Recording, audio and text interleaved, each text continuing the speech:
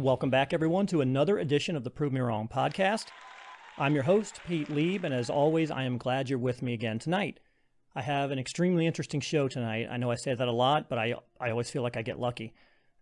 Tonight, it's about personal survival, and I'm going to drop you, the listener, into a real-life situation that could have ended either tragically or, as it did, luckily, it ended in something that was very, very positive. Many of us never have been in a situation and may never be, hopefully. So it never enters the realm of possibility that I could be in a situation that I might not survive. But a little bit of preparation and training could go a long way towards your ultimate survival. My guest tonight is Stephanie Lincoln, and we are going to discuss that from a first-hand point of view. In early August of this year, Stephanie became lost in the Olympic National Forest, and while hiking, she had to survive the physically life-threatening situations for about 3 days before being successfully rescued. Stephanie is a Facebook contact of mine, and I became aware of her situation when I started to see posts about her on my page. And I'll be honest, as the days passed and she was not discovered, I started to kind of lose hope that she would be. That happens so often. But she was eventually found, thankfully, and she was okay. And so tonight she is going to discuss what she did, what she encountered during that time, and how she survived alone. Stephanie is a former Army captain and the founder of and CEO of the Fireteam Whiskey Military Fitness Protocol, which is focused on fitness and nutrition coaching for military personnel and first responders. She is an AFAA certified personal trainer and holds several group fitness certifications. She is also an eating psychology specialist, specializing in helping people with the hardest part of the weight loss journey, the mental barriers and self-sabotage that we engage that get in our way. Stephanie has been featured in Women's Fitness Magazine, on the MyFitnessPal blog, and was recognized by the NFL team, the Jacksonville Jaguars, unfortunately my home team as well, as an outstanding veteran business owner in 2019. You can find Stephanie online at fireteamwhiskey.com. So with that, I will say, welcome, Stephanie, to the Prove Me Wrong podcast. Thanks. Thanks so much for having me, Pete. So I don't want to bury the lead, and we'll definitely get into what happened to you a lot. But if you don't mind, start us off with some of your background, whatever you don't mind sharing, that with regards to where you're from, how you grew up, and, the experiences that kind of made you the person you are today. Yeah, I was born and raised in Jacksonville, so I know there's very few of us native Jacksonvillians left, but I'm one of them. My father was in the Navy. He actually was a Marine first, and then he transferred to the Navy, so that's how we ended up in Jacksonville. I was born at NAS, so born and bred and there in Jacksonville. A typical Florida kid, and growing up in the late 70s, early 80s, spent most of my time outside in the woods and very tomboyish growing up. And my dad always called me, I was the son he never had. I was the athlete, I was always active physically. And I joined the Army when I was 17 years old. And spent 10 years in the Army. I was enlisted first 5 years, became a commissioned officer the last 5 years. And after I got out, I actually worked. I feel like I never left the military, because within a year I was back embedded with military units, running multi-million-dollar mental health programs, because at the time, 2007-8, that's when the suicide rates were spiking in the military, and military was throwing a lot of money, a lot of efforts at reducing those numbers. So I was embedded military units, dealing firsthand with the military suicide problem. So I'm a licensed mental health counselor by trade, and I kind of did the fitness thing on the side. And as I was working with military members during that decade, I noticed the military looked a lot different than it did when I was in, a whole lot different. I would be sitting down at these medical events. I'd sit down, literally with 25, 30 soldiers a day, just one after another, looking at their medical records. And, I saw some common themes, and, there were the prevalence of being overweight was huge. I mean, nobody in my unit in the military, was overweight. Right. That was unheard of. That was very unusual. Lots of complaints of just, and lots of medical issues for very young, the prime of your life kind of soldiers, right? 22-year-old soldiers who had high cholesterol, high blood pressure, aches and pains, problems with their knees. They can't run anymore. And it's like, wow, what's, this is a completely different military. This looks a lot different. What has changed? And, I felt like, and especially with the mental health conditions increasing on top of that, I felt like nutrition and fitness had a huge relationship with what was going on. And, I just kind of felt like I wanted to pull my hair out, even though I'm bald right now. But, at the time I had hair, and I wanted to pull my hair out because these guys would be sitting down with me with a 30-ounce, monster drink, sugary energy drink in one hand, and like a honey bun in the other, or like a giant bag of chips, and they're just chowing away. And it's like, they can't go 30 minutes without putting something in their mouth, and I'm like, why is nobody noticing that I think nutrition has a huge place in what these chronic medical conditions and mental health conditions that are developing in our military members. So that kind of inspired me to create Fire Team Whiskey, is to kind of present that evidence of, the decline of our military members, and to include first responders, and to present, a nutritional fitness and coaching regimen, and including the warrior wellness aspect, me being in the behavioral health realm, to kind of create a full package of addressing the obesity epidemic and chronic health epidemic in our military members. Yeah, I noticed when I was looking online that you were also a proponent of the keto lifestyle, or at least you are online, and I know I am as well. I've actually had I've had podcasts about that also, about the benefits of a ketogenic diet and a low carb diet. I don't have sugar, I don't have bread, things like that, and how easy it is really with a couple of lifestyle changes to maintain a healthy weight. So I completely agree with you there that it is definitely different. And I was in early 90s. I don't know when you were, probably similar time. We look pretty comparable. So it was definitely different than when I was there, for sure. So to come with now, so you are Jacksonville born and bred, but you, as we mentioned earlier before the show started, you have not actually lived here in almost 2 years now, right? 500 and some days. So you've been, to me, that's living the American dream. My daughter's 17, and my daughter, since she was probably 7, has been saying to me, Dad, we need to get an RV and we need to just go. And I would love it, but the way that, I have a job that mandates that I'm stuck here, that I'm sitting here and doing it. So, one, what's it like to be able to just kind of go out and go? And what are some of the places you visited so far on your trip? Yeah, so about 500 days ago, it kind of happened accidentally. We've been talking about getting an RV, like you said. Yeah.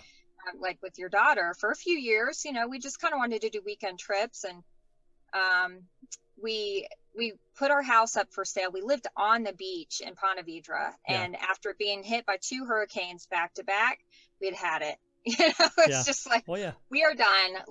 And we were just going to find a place, kind of inland in Jacksonville, and do that shift. So, we didn't expect our house to sell so quickly. We kind of had no plan. We had looked at places, and, and all of a sudden our house was sold and we had nowhere to go. Yeah. So, we were like, okay, well, I had built my fitness company online. We only provide services online. We have an app, I do online coaching. I even still work in the mental health realm, military mental health. I do all, Zoom stuff. So it was perfect. My husband, he's a business consultant. He works mainly on the phone, and then he flies wherever he needs to go. So we were like, hey, let's just get the RV and just see what happens. And 500 days later, we're still on the road. So is he able? I'm sorry. So is your husband able to actually continue to do so he's able to just fly out of wherever you're at the time if he needs to? Yeah, that's what we do. Yeah. If I have a gig, I need to fly somewhere. I get hired to do events. If he has something going on, then we just get to a place where there's a major airport, set up shop and, and get out to the airport and get going. That's fabulous. I mean, that is really tremendous. That's something that is a longer term goal for me. But yeah, it has been something we've wanted to do for years. What are some of the favorite places that you visited? Oh, let's see. I'd say my number one pick is Lake Tahoe. I mean, because you've got that just incredible lake. I mean, there's no describing the color of Lake Tahoe. It's just massive and beautiful and just this wonderful color. And then you have the mountains, right there. It's just like mountains and humongous, beautiful lake. And it's just snow-capped mountains and just tons of beautiful hiking. And it's the best of both worlds for me. I mean, the climate there, it's like at 6,000-ish, a little over 6,000 elevation. So it's just beautiful and foresty. And I loved Washington State, where I got lost in the woods. The Olympic Peninsula, definitely one of my favorite places. Most people don't know it's actually a rainforest. It's the only rainforest in the United States. Wow. So Glacier National Park definitely was one of my favorites. The Grand Canyon, for sure. That's definitely a classic and one of my favorites. Little spots, though, a lot of unknown places that nobody would have ever heard of. We've boondock on occasion, which is we just kind of drive and find BLM land, and we found some really beautiful spots just randomly just boondocking. No, that's, like I said, that's awesome.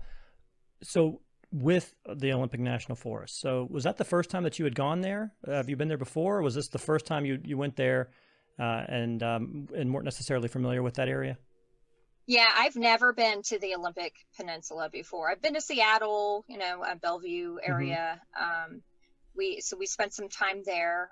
We were there for about a month, and then I wanted to get up into the northwest corner of the nation. I mean, that's pretty cool to do that. I've been to Key West. I've been to the bottom, the southeast corner. I wanted to get to the northwest corner of the nation. And yeah, the Olympic National Forest is just beautiful. So we wanted to go check it out. So that's where we headed after we were in the Seattle area. So set the scene for me then, if you would, to how the day started and what were your goals of the day? How long does that hike typically take? What route were you looking to go on? Well, let me give a caveat, as I'm not some, inexperienced hiker going out, I'm not just some tourist going out on a little jaunt, Yeah. I'm a very experienced hiker. I actually used to not only, have you been hiking since you were in the military, as you know, you have a lot of those skills, you've done a lot of those things, you've navigated in the woods, you've had to orient yourself to maps and use a compass and not use GPSs. Back then there was really no such thing. So my modern hiking, I've done section hikes of the AT. I've done them by myself. I've done them with military buddies of mine. I probably have several hundred, hikes under my belt, from the time I was 17 years old. So, it's just something that I love to do. And, so every area that I stop, I always try and look for, a couple of trails to do for there. And I use an app. I won't say the app because I'm not very happy with them right now. If you are a hiker, this app, you probably are a member.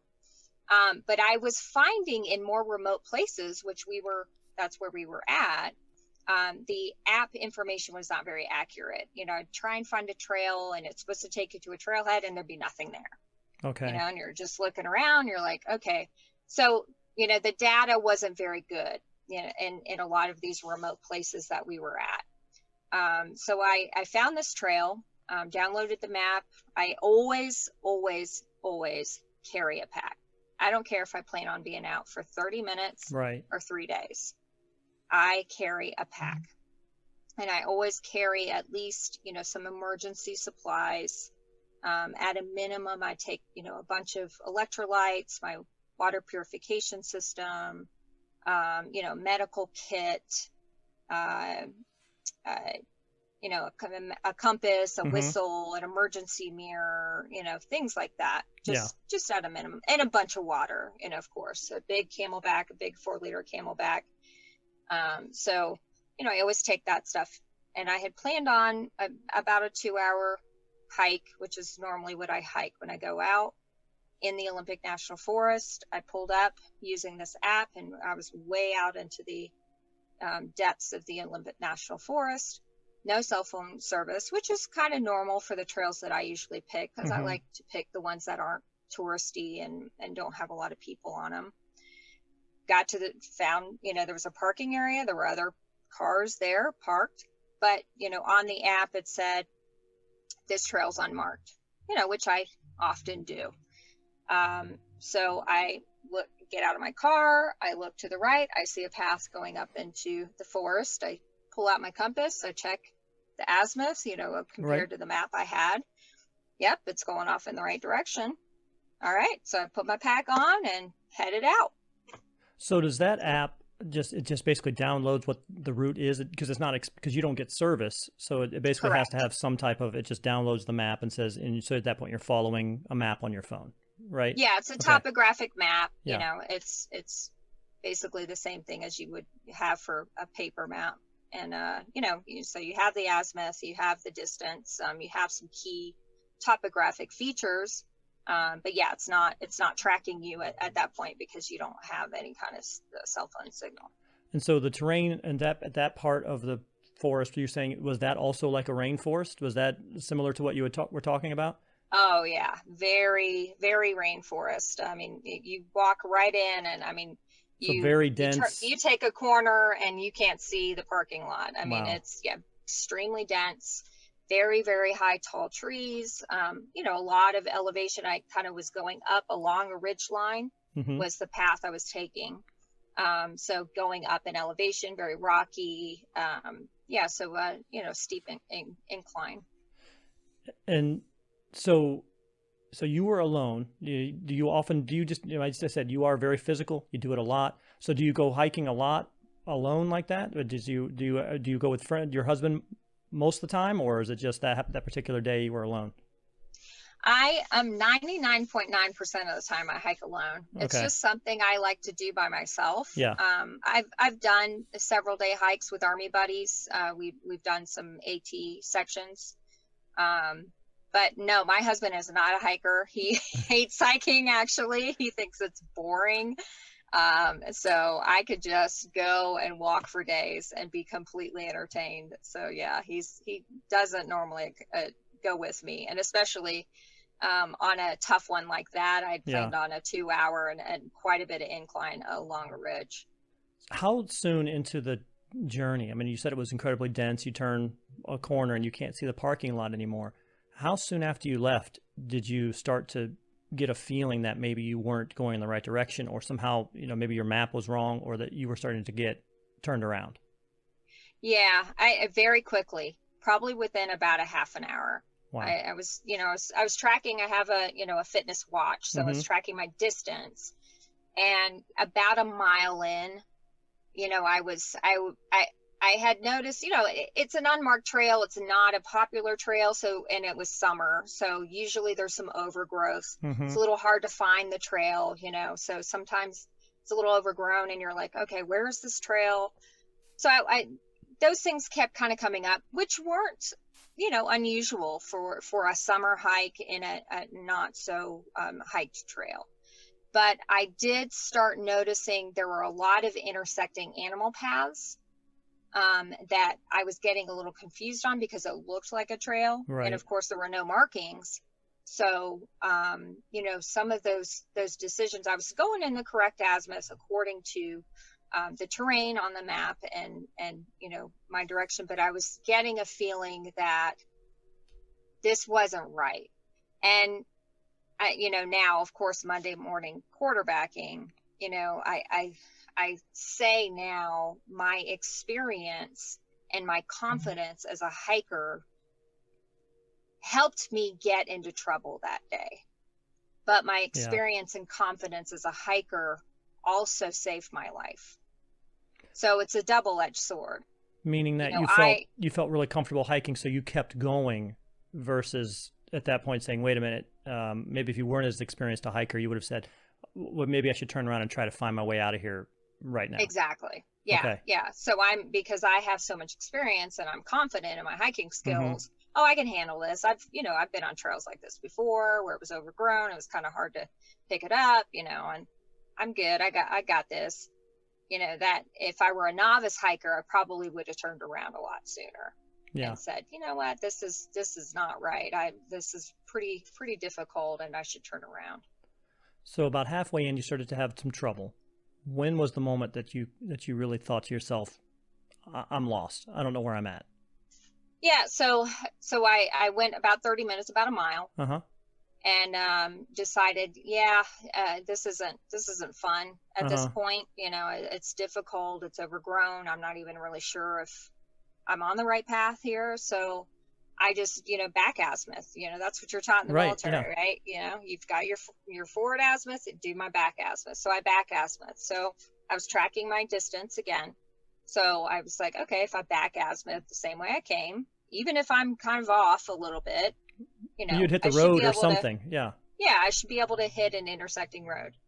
So I back azimuth for a mile, which is as far as I went before. And I didn't see the parking area.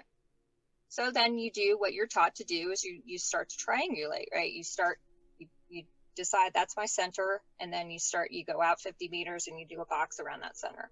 And you go out another 50 and you keep doing that. Well, I did that 3 or 4 times, still nothing. That's when that kind of heart seizing, oh shit. Like, that feeling of like your blood just draining out of your head. That's when I felt it after I did 4 or 5 of those boxes and I still could not find a road or the parking area. I knew I was lost. What time did you start the hike? And so what time was that? What time did you start the hike? And then by the time when you started to have that sinking feeling, how long had passed since then? I started my hike about 10:30 in the morning. Okay.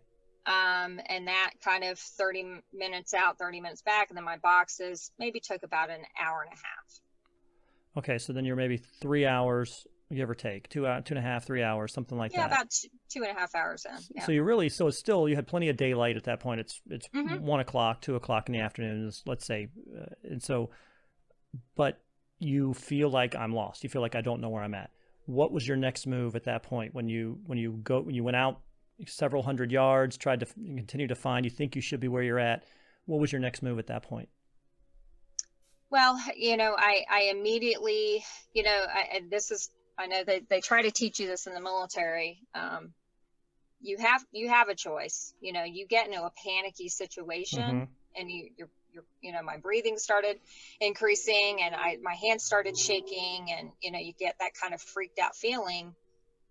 First, I had to get that under control. Right. And I had to kind of basically turn that off. You pull the plug on that and you're going into survival mode or you're going into frightened mode. Right.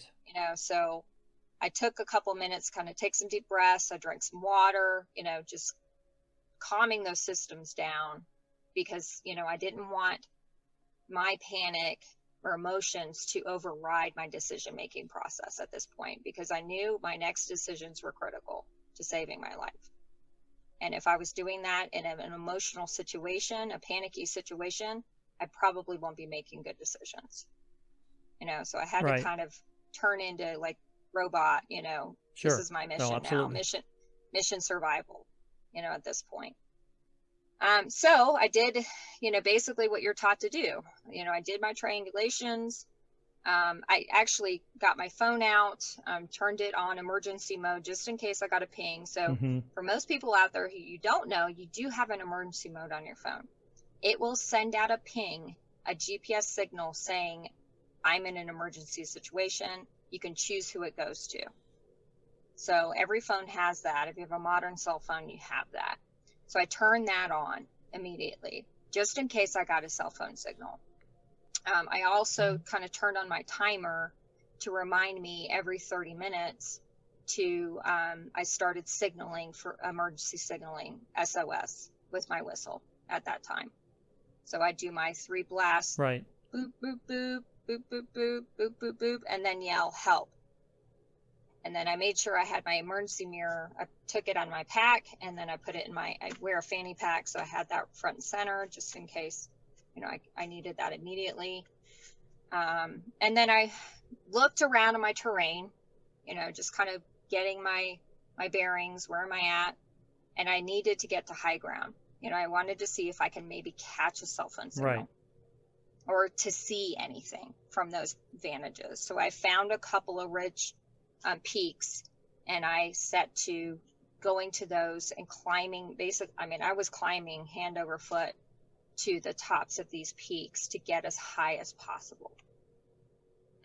And so were you hoping to, like I said, you're hoping to either get a cell phone signal or maybe even be able to come into a clearing and see, maybe even I can see, okay, that's where the parking lot is. Road, hey, I can see it from right. there. I can see the road. I can see a house, something that I can actually make a course to at that point. When you got up there, when you got up there though, nothing, you could see nothing at all? Yeah, I did several different peaks in different areas, and I definitely didn't want to go too far from, you're not supposed to go too far from where you, right. Initially figure out you're lost. So I did a few peaks. That was pretty strenuous, very arduous. I was just, really trying to hydrate and take care of myself at that point. And, did a few of those, nothing. So got back to kind of where I started, where I did, figured out I was lost and said, okay, this is where I'm going to stay. I'm going to be here tonight. So I need to get my stuff out. And, and all the while, every 30 minutes, I'm still doing my emergency signaling. So that's continuing. And, I just made a plan, because I was in a canopy of forest, so the sun was not very strong. I was soaking wet from, climbing, and, the sun was definitely kind of disappearing. It was getting later in the afternoon, and the danger at that point was hypothermia. Right. So, did you have the ability to make fire, or were you just, what was your shelter like when you decided, okay, I'm hunkering down here for the night? What were you able to, how did you get through that first night? I did. I have an emergency fire starter kit that I always carry. It's been augmented since then. Yeah. Because in a rainforest, it's kind of hard to make fire. No doubt. I'm very good at making fires from dry wood, but the whole wet wood situation was definitely difficult. So thank goodness I did have an emergency fire starter kit. I had some kindling.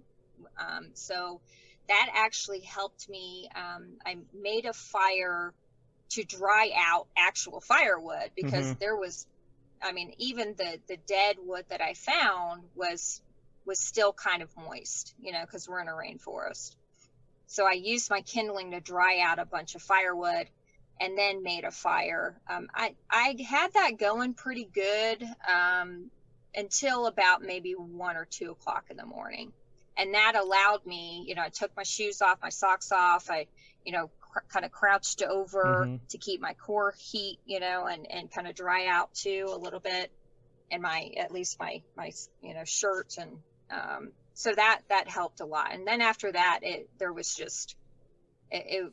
no way I could keep that fire going without pre-soaked kindling or something, because there was just nothing dry out there. So yeah, because that is the big thing. Normally, we're also shown if you are able to elevate yourself off of the ground at night when you sleep, just to try to prevent, again, that hypothermia, because people don't really realize when you're laying on the ground, that ground's just robbing your body heat. It's just stealing it from you. So if you're able to find some way to elevate yourself even a little bit, it will help lessen that impact. Did you have, so the fire went out around 2 o'clock in the morning. Did you have any interactions with wildlife overnight? Did anything come up to investigate? No, I was out lost 3 days and And nothing, no bears, no mountain lions? I didn't see anything. I mean, Wow. I saw a lot of tracks. I saw tracks, but no. I think maybe, my blasting on my whistle every 30 minutes probably scared everything in the area away from me. So. And so you did that all night long as well? I did. Wow. All night long. Yeah. I mean, every time it went off, and you talk about laying down. I didn't lay down. Yeah. That did not happen. After my fire went out, and this is from my endurance racing, because I used to do adventure racing, and we would do, 400, 300 mile races. And yeah, we would lay down maybe for an hour or so here and there and catch a cat nap. But, mainly it was just keeping your body moving to fight off hypothermia. Right. And I was not willing to take a chance of, because I had no cold weather gear and it got into the 40s. I didn't want to take a chance of laying down. I mean, because you can get hypothermic real quick. And at that point, it's very hard to recover. Right. So, and especially at night, I just chose not to lay down. I literally paced about 50 meters back and forth just all night long. And I had my solar light, I had had my headlamp. I actually used, I had a garbage bag. So I made a kind of like a poncho. I put it on and I tucked it into my pants to preserve my body. Absolutely. Heat. Yeah. I had 2 hats. So I put both hats on to preserve my head heat. And I had a rain poncho for my pack. So I kind of looped that around like a shufa to, wrap it around my neck. And then I just kind of put my hands in my underneath my arms, and I just paced at a fast pace back and forth all night long until I saw that sun come up. Wow. Because a lot of less experienced people, again, they would think, well, it got into the 40s, but that's not freezing, so you're not going to freeze. But they do not realize that it doesn't have to be freezing to kill you.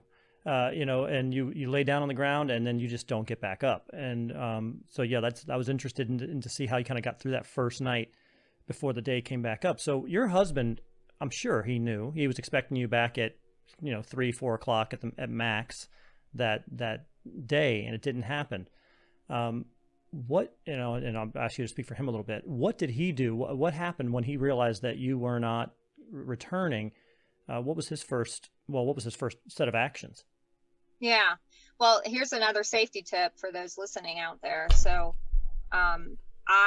before every single hike, I always send him, the screenshot of the trail that I'm going to be on, the name of the trail, the location. And then I always give him kind of a time hack. Like, I expect to, be on the trail this time. I expect to be off to the trail this time. So I always send him that, just in case there's no self-service, because usually I try and tell him right when I get on and right when I get off. But if I can't, I give him an estimate. Yeah, he knew right away. He waited about, I was supposed to be back in 2 hours. He waited about 3, and he knew something was wrong. He called the police.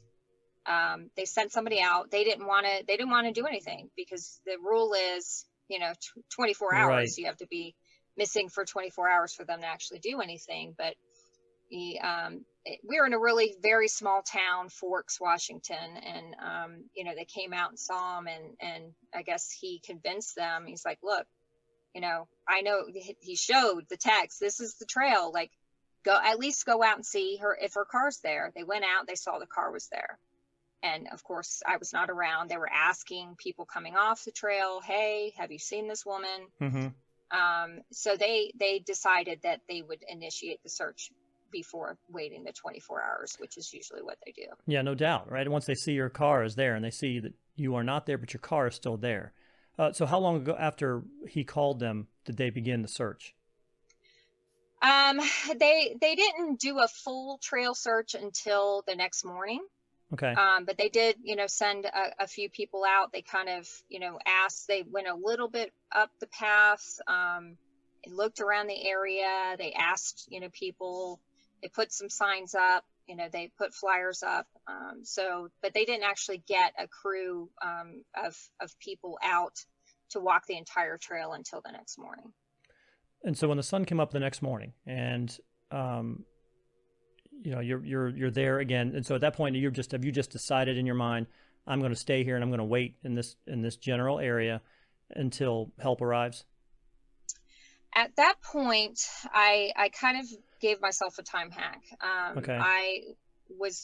I knew, I mean, the next thing for survival, right? At this point, I've been out there a day, right? Mm-hmm.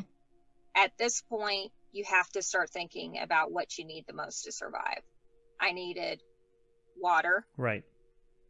And I needed a clearing to be able to be seen from above, because I figured, hey, this is most likely the scenario. Right. I have to be seen from above. So I'm not going to be seen in a canopy in a rainforest. That's not happening. So if somebody doesn't get close enough for me to hear them or them to hear me, am I willing to take that chance? Because it really is dense out here and sound is very muffled in distances. But I do need to get to water. There's no water source. I'm up here on this ridge. But I could hear, and I saw from my map, that there was a creek down at the bottom of this ridge line. So I decided I was going to stay there until noon. Okay. And then if that wasn't going to happen, then I needed to get to a water source, because that was the only way I was going to survive. At that point, I was planning on, I'm going to be out here several days. So ultimately, you were able to get down to the creek. You were able to get some water. Did you come back to the kind of your lost point at that to try to maintain that, or did you stay down by the creek? Not without some serious climbing equipment, which I did not happen to have on me. That climb down that ridge was insane. It was extremely dangerous. I found a draw. I kind of walked up and down. I found a draw where kind of the two ridges were coming together that I was on. And so it wasn't as steep, and there was a little bit of kind of a butt crack, right, going down into the creek, right?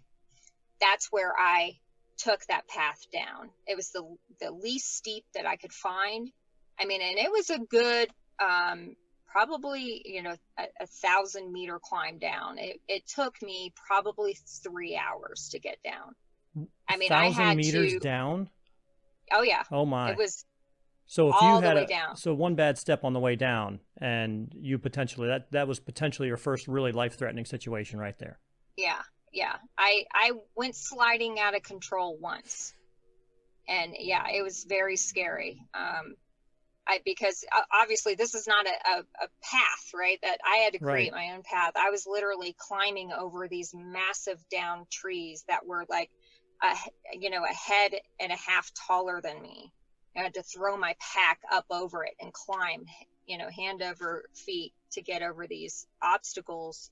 It was very muddy. Mm-hmm. I went up to, I came over one tree, and I literally landed 1 foot, and I went in up to my hip into mud, which is, again, very dangerous. Yeah.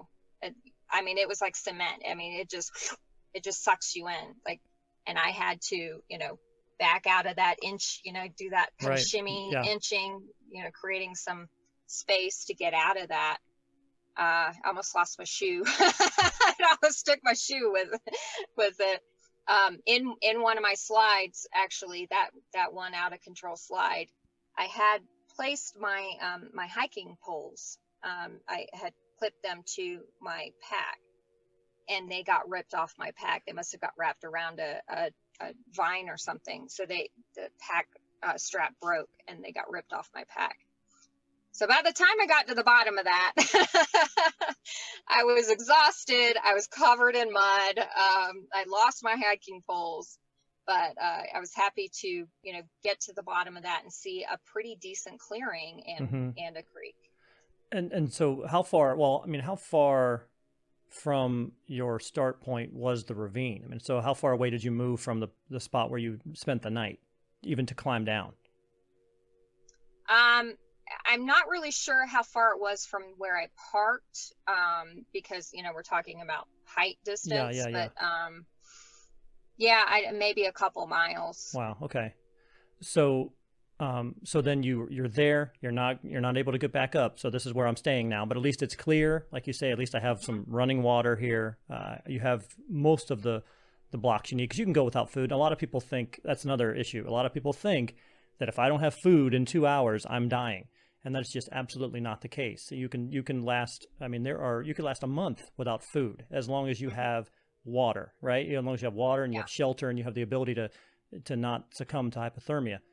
But so that is always, people think they need that first. That's my first thing. I need to go find food. No, you don't. You need to take care of yourself, make sure that you have water and you have shelter. Those are basically the two main things. So you had those. So that second night now, right? You spent another night by the creek. Is that correct? Yeah. So I got down there. It was probably early afternoon-ish.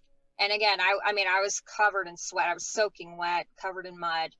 I decided, okay, this is a good place to camp, right? But I had a lot of daylight left. And I was thinking, and I actually heard when I was climbing down the ridge, I heard somebody using a chainsaw out in the distance. There was a lot of logging going on out there. So I was like, well, maybe there's a logging road down here, that runs maybe close to the creek, or, there might be a bridge, where you go over this creek. So I decided, okay, that the creek ran east-west. West was towards the city, Forks. East was out further, towards into the national forest. I said, okay, well, this day I'm going to go east. And, since I only have a couple hours, and, my big concern was to get dry at that point.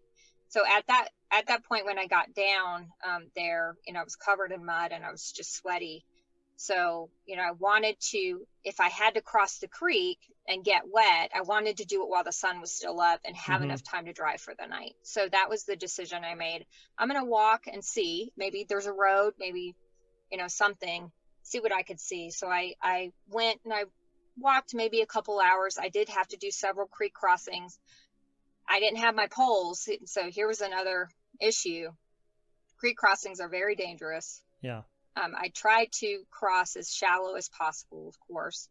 I fell in twice, just fully, almost submerged, which was, I kept yelling at myself out there, worst case scenario. Yeah.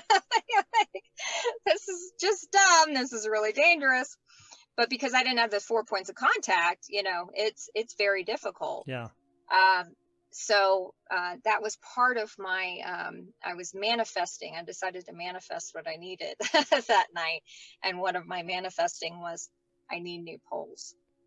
And I found some good poles, some, broken branches where I finally was able to, cross. I never fell again after that. I had my poles that I found. So I went east for a couple hours, nothing, came back to my original position and set up camp for the night. And actually I got dry first because I had a nice clearing. So I had a little extra time.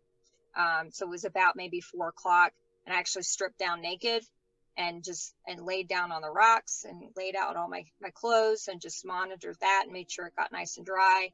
Still doing my emergency stuff and still, listening and trying to, see if I could hear any kind of signs. At that point, still no signs of any kind of, search for me out there. And so you basically you hunkered down by the creek for the night. Did you move off at all? Or actually, you probably couldn't move off at all. I mean, I'm assuming the ravine was on either side, right? It was incredibly tall. Correct. There was nothing. So you were just right there on the rocks next to the water. And yes. that's usually even colder, right? Isn't that's usually even colder than just being in the woods at night? I mean, what was the temperature like there? Yeah, it was about the same. It was pretty. Yeah, it got pretty damn cold. Maybe colder than it was up on the ridge. Yeah. Again, but I just kind of I MacGyvered actually that second night. This is a cool MacGyver trick. Don't try this at home. Unless you're in a situation, right. Right. I'm going to tell your viewers not to do this. So I actually was able to get a small fire going the second night, just maybe for a couple hours. I knew somehow, I don't know how I learned this, but that sunscreen spray is highly flammable. And I happen to have that and bug spray on me. So I created a torch and I laid out the driest firewood that I could find. and I torched it using my entire can of spray. So I had a lighter and I just turned it into a torch and just kept, drying it, and I turn it, and like I was roasting weenies out there. And Right. and so I got a small little fire going the second night for a couple hours. So, and again, I'm assuming you did not sleep again. Probably did very similar, Nope. just kind of up and pacing. So you also went roughly 55 hours without sleep as well. So you Right. were gone and no sleep. So third day, the sun comes up now. Was there ever a point when, honestly, Stephanie, you kind of felt like I might not make it out of here? What was your mindset like by that third morning? I actually didn't until a little later that day. Mm-hmm. I had one moment where I really lost hope, and there was a reason for that. Still, again, I hadn't heard any kind of signs of search. I had really no clue how far I was from where I started. I had an estimate, but I could be completely wrong. You never know out there. So my plan for day 3 was to walk along the creek west towards town. So I figured that was my best bet. I actually had fished the day before where that creek comes out. So I knew where it was going to come out. I didn't know if I could get there by walking along the creek, but I was going to, try. And maybe there was a bridge that went over, but at least I was going towards town. Maybe I could catch a cell phone signal. Right. So but I was making the choice to go further away from where, I had originally gotten lost, which is something you're not supposed to do. But, I kind of weighed the benefits and pros and cons and just made the decision to head west towards town. But you're also making like you said, it is a decision at that point, because almost all society is on water, right? Usually if you can find a creek, if you can follow that creek will empty out to somewhere where someone is. So that's just usually how it goes. So, but yeah, you're right. It is a decision one way or the other, but if you went 3 hours the other way the day before and found nothing, why not go, 3 hours that way and see what you can find, for sure. Exactly. Yeah. So, I started off and, I was doing really, amazing with my 2 poles, and, everything was good. And I wasn't, but it was really hard climbing. Again, we think about, just established trails and how kind of easy those things are. This is not an established trail. I had to do several creek crossings. I'm climbing literally, using my climbing skills, bouldering, throwing my pack up over these big boulders. It's the only way I could get, over and continue along the creek. A lot of climbing, it was very hard. Along the way, I found where the creek bisected, and there was this island in the middle, and it created a huge clearing. So I decided, hey, if this doesn't pan out, me heading west, this is where I'm going to come back to, because this is an even bigger clearing than the one I stayed the night in before. So kind of marked that in my memory, and okay, this is where I'm going to kind of set up shop if I have to.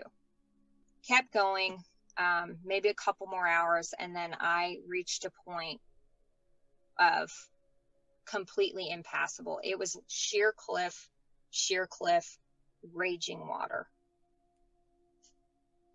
I couldn't possibly go any further. So again, I was monitoring the cell phone signal, no signal. That's when I had, for about 30 seconds, I remember just standing there, just exhausted, looking at this impassable place, and just, my heart just sinking through the floor. Just, this is it. And I thought, this is the sentence that went through my head. I'm going to go back to that clearing I saw, and that's where I'm going to die. Mm. And then I heard the helicopter. So no, literally, like at that moment. Oh, wow. As soon as I thought that.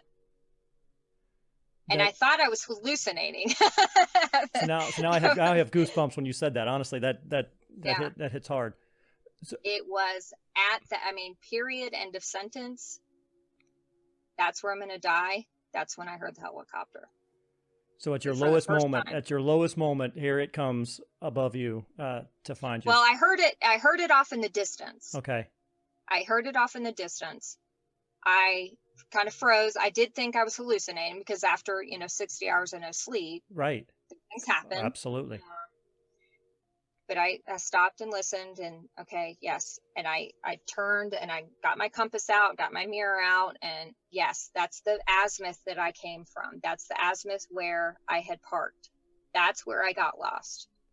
So, I was kind of just waiting to see, and I could see it poke up, above the trees off in a distance, but it was not even close. There's no way they could have seen me from there. But they were in the direction back, towards where I just come. So I was like, all right, I gotta get back. So I moved. I mean, that going west it took me so long. It was probably half the time going back because my adrenaline was pumping. Yeah. And I was like, I had some motivation to get back to that big clearing. I was like, that's that big clearing. I have to get back. That's all I could think about was getting back to that clearing. So I got to the clearing.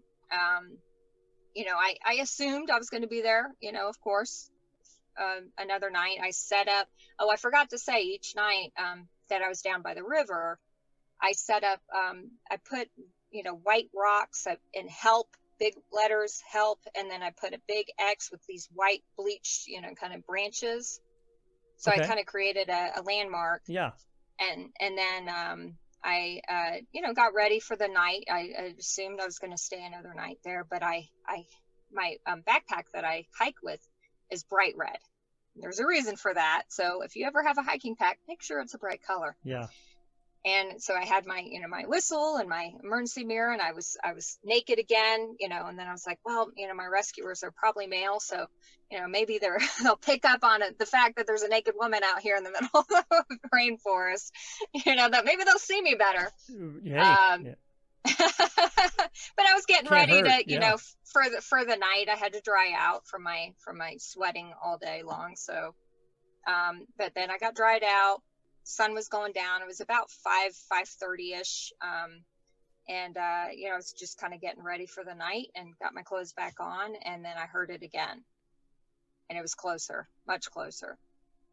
And so I got up, I was in this like island, and there was these huge boulders, huge. And I climbed up onto the tallest one with my backpack and my emergency mirror and my whistle in my mouth.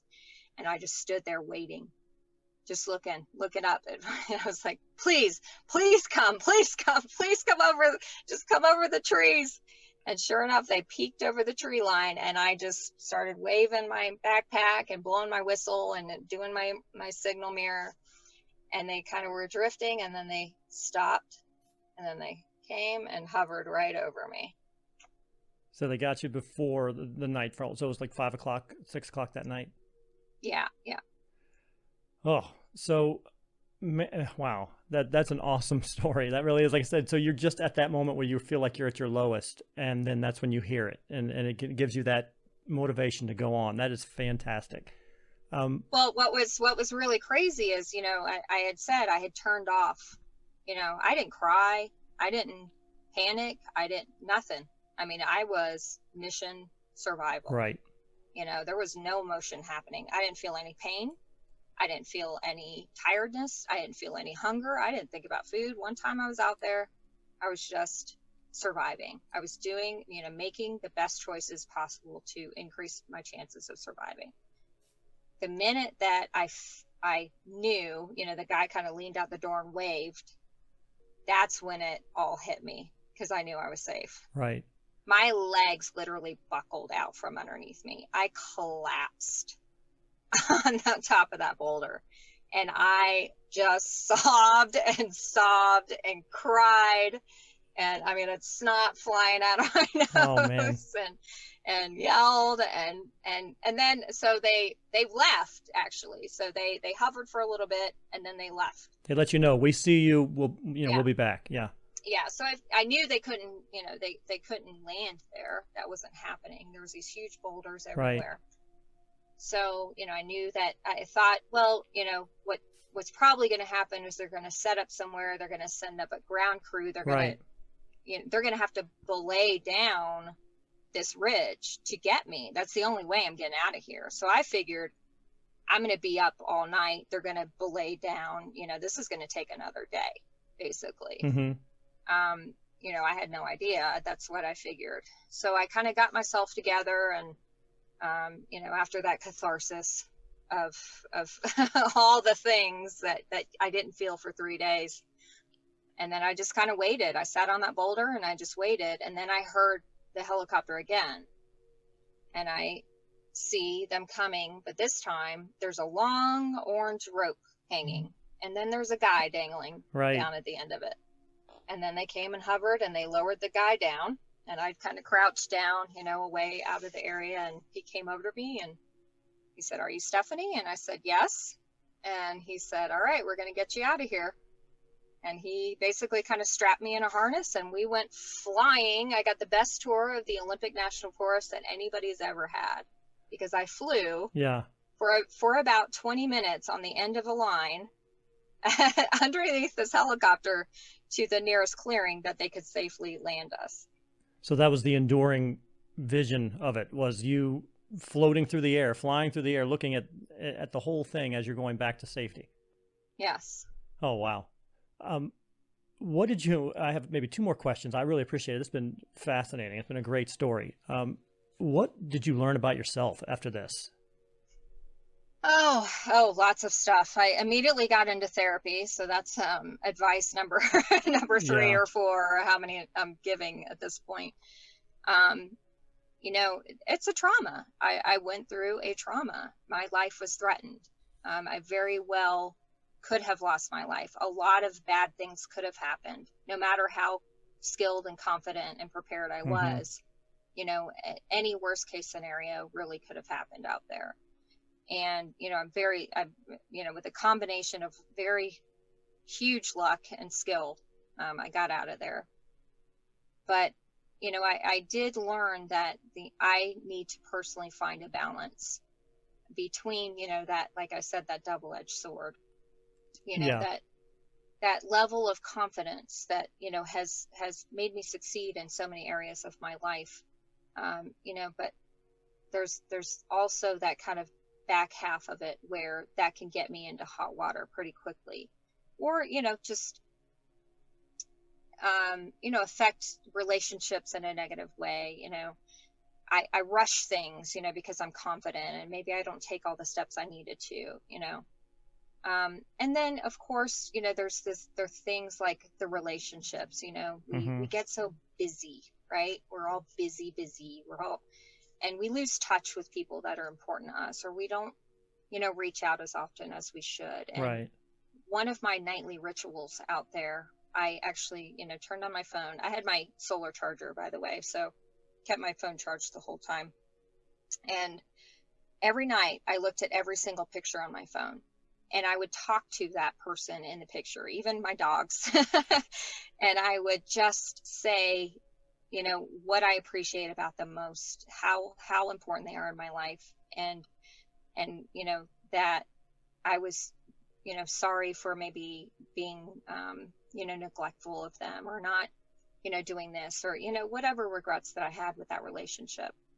And I would say these every night, just like communicating through the universe. And, that was my mission of course, on the back half of that, if I were to survive, that I would really, look into making sure that I mend some of those relationships, and spend more time, and not be so busy, and use that as an excuse to not connect with other human beings, right?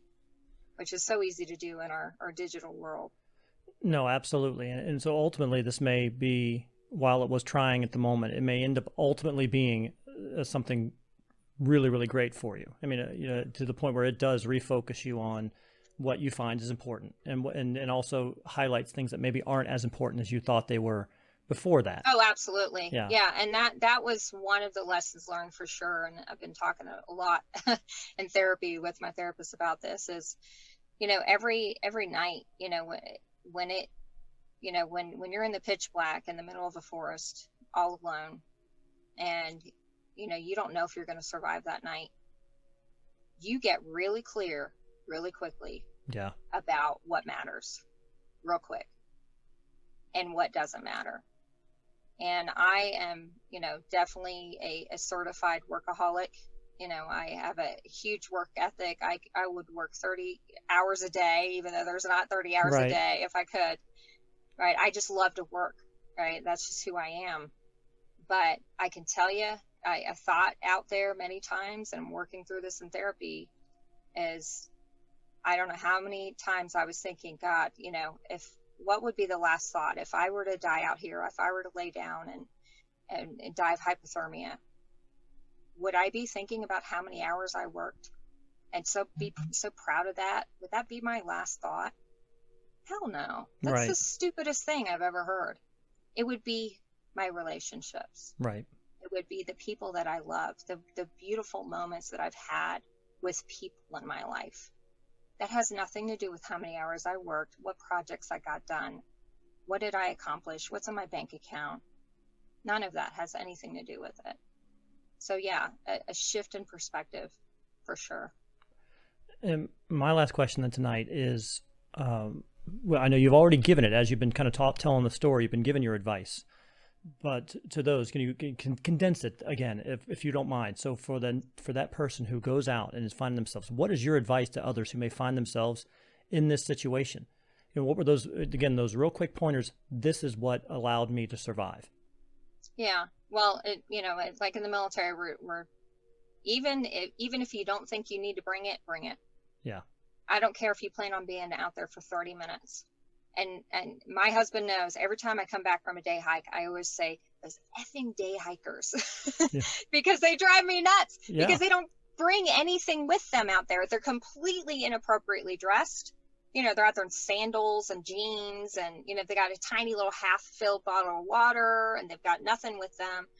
I'm like, they drive me nuts, because it's like the worst case scenario. You get off track, for 30 minutes and you're done, and you have nothing with you, and you're not prepared. Bring it. Even if you think you don't need it, bring it.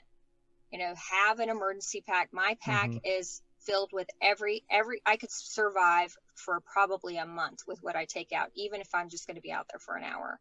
And you know what? It's good training. You get fitter by carrying a little bit more stuff, right? Yeah, so for sure. It'll just make you fitter faster. If you do, definitely, one lesson I learned, I was being cheap, and I never bought an emergency signal beacon. Buy an emergency signal beacon. It could save your life. I've got one now, so I use that. If I need it, it's there. And if you find yourself, lost, you feel like you're lost, definitely don't panic. You've got to get your emotions under control, because those can make you make some really bad decisions. You've got to, even if it takes a while, to sit down, take some deep breaths, hydrate, get calmed down, and definitely try and stay in the area that you realize you were lost. Don't move. Get to a high place if you can. If there's one nearby, see if you can get a cell phone signal, see what you could see, but don't move for a day. After that, you need to get to water. Yeah. And because you prepared, you have your water filtration system with you and a backup. So get to water. You better have a map with you. Don't go anywhere without a map. You should know where your nearest water source is. Get to water, and then stay there. Find a clearing and stay there, and build a shelter if you need to. Stay dry, and wait it out and survive. That's all. It's fantastic advice. It's dead on. And before we go, actually, how long was it before? It's been a couple months now. Has your husband, I don't know if you've gone back out on a hike on your own, but is your husband a little more interested in hiking now that that's happened? just to be there? I mean, what was it like for him? Yeah. Oh man, talk about trauma. He went through it too. Yeah, absolutely. He was traumatized as well. So definitely both of us are in therapy, working through that trauma. Yeah, he definitely became much more interested in hiking. He actually went out on my first hike back after that happened. I bet he did. Absolutely. I bet he did. We were in Bryce Canyon. He didn't go very far. He went about a half a mile, and then kind of went back to the car, and I finished up my hike. But Yeah, he's definitely much more interested. But I've been back out, but now that I have my lessons learned, I have my emergency beacon, I augmented my pack, with some things I wish I would have had out there. I was pretty well prepared, but there were some things I really wish I would have had. So I feel really confident now. I mean, I'm like, wow, if this happens again, better not, but if it does, I have all the things that I need. So, but definitely, much more vigilant. I'm a little bit more anxious especially when I first start my hikes. I've done maybe 4 or 5 since then. Yeah. A little bit more anxious, definitely a lot more cautious, checking my azimuths, taking it slow, really just not getting distracted and kind of, losing. I like to kind of wander off into my thoughts. I'm staying a little bit more focused now. Thank you so much, Stephanie, for joining me tonight. I really appreciate that. Thank you for taking your time out. Once again, you can find Stephanie online, fireteamwhiskey.com. Would you like to spend just another moment on if there's anything else outside of what we were talking about tonight? Anything going on with Fireteam Whiskey or you personally that you'd like to plug for just a moment? Yeah, Fireteam Whiskey, we're an online fitness and nutrition program. So you don't have to be a military member, a veteran, or first responder to join us. We have all sorts. I've even trained a 72-year-old woman. So everything from 17-year-olds trying to join the military to a 17-year-old woman. We have online personal training. All of our personal trainers are military members, veterans, or first responders. And we do fitness videos. We have an app, nutrition plans. We touched a little bit on the keto, but if you want to be able to go 3 days without food and have it not phase you one bit like it did for me, you got to get fat adapted. So Absolutely. We can help you do that. And follow up on that, you can also find out more about that on the Prove Me Wrong podcast as well. We also have had the benefits of the ketogenic lifestyle podcast. I agree with you 100%. I've been that way for about 3 years, and it was very easy to get used to me. And now I get to the point where I don't crave sugar. I don't really eat anything white is what it comes down to: bread, rice, pasta, sugar, things like that.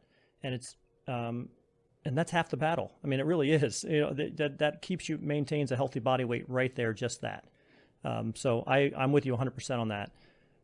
Again, thanks, Stephanie. I really appreciate you joining me today, or today for you, tonight for me. And hopefully maybe one of these days we'll get back together again and do a follow-up, and I would really appreciate it. And thank you so much. Thank you so much. It was fun. Thanks. Have a good evening. Okay. Stephanie Lincoln. She told her story, and what a story it was, man. I'm not kidding. When she said that she was looking over the rapids and not realizing she couldn't get any farther than that, and that despair hit her. And then that's the moment when she hears the propellers. And that's almost movie stuff, right? You see that in movies. It's almost like Dwayne "The Rock" Johnson's in the cockpit of the helicopter flying over and sees her and picks her up. And, that's what that's almost like. And getting back to that opening and being able to survive this. And that, she told a lot of incredibly important stuff there, especially about the day hiker and the individual who may be on a hike or on a path that is beyond what they are prepared for, beyond what they're prepared for, beyond what they are dressed for the materials that they brought to survive. It is very good information and very good advice to always be prepared. And you can find that stuff online. You can find a hiking checklist online, needing the backpack and a navigation equipment and appropriate clothing, first aid, the right boots, plenty of food, plenty of water. But again, you can go days without food. Get out of your head that you have to have food within the first couple of hours or every couple of hours or you're dying.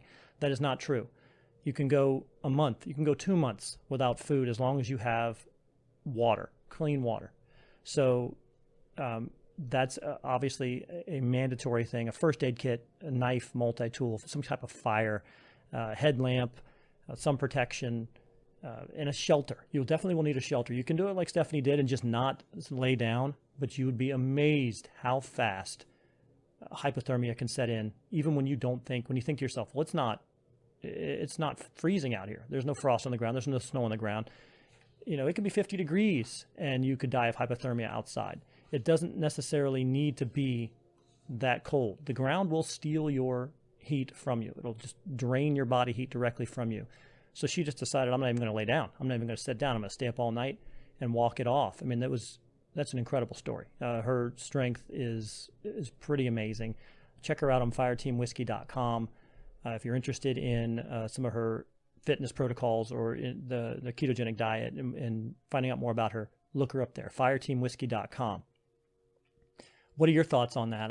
I mean, there are so many times when we hear these situations where the person doesn't make it back. If you look at Missing 411 or any of those type of programs where individuals go into the woods and they just are never seen again. And that is something that very seriously could have happened here. She could have fallen off the cliff on the way down to the creek, and that would have been it. You know, they would have either found her there or maybe not, maybe never. There were several opportunities there where it could have ended badly.